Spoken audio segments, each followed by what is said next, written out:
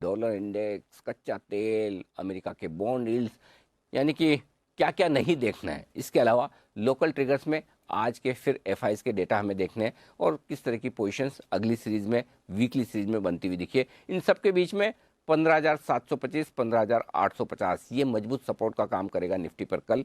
Broadly 15,750, 15,850 मान लीजिए, और ऊपरी स्तरों पर 16,150, 16,200 रुकावट की जगह जहाँ तक जाने पर अगर अगले एक दो दिन में पहुंचे तो प्रॉफिट बुकिंग आएगी। बैंक निफ्टी का जहाँ तक सवाल है, अपने इंपॉर्टेंट सपोर्ट लेवल के बेहद करीब आ गया और वो है 34,300, 34,400 की रेंज का। ऊपर में 35,000, 35,150 वो लेवल है जहाँ पर बैंक निफ्टी में रुकावट आती हुई दिखेगी।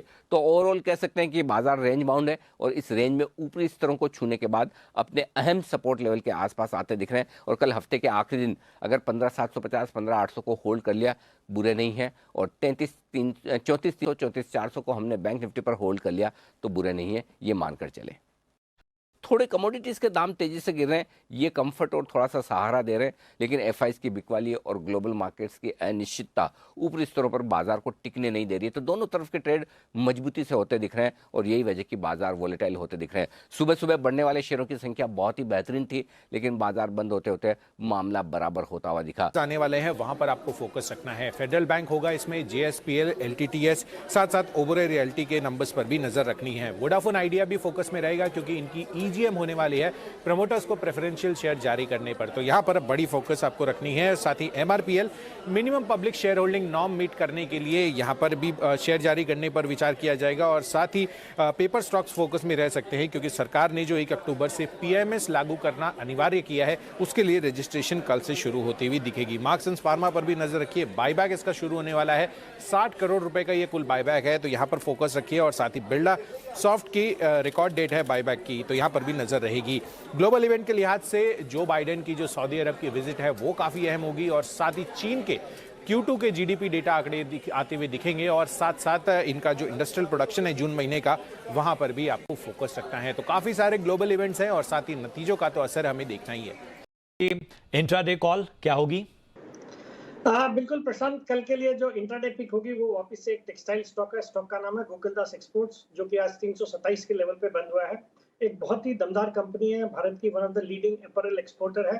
क्लाइंट लिस्ट देखेंगे तो ये जितने इंटरनेशनल पॉपुलर ब्रांड्स हैं जैसे गैप है, H&M, Marks and Spencer, Banana Republic, Walmart, इन सब को कैटर करती है।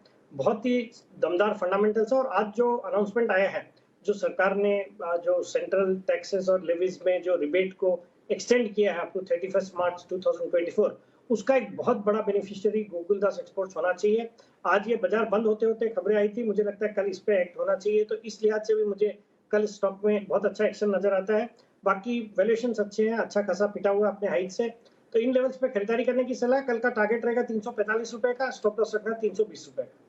तो Gokuldas exports target 345, stop loss रखिए 320। ये कहां पर मौके बनेंगे? नमस्कार प्रशांत, गुड इवनिंग।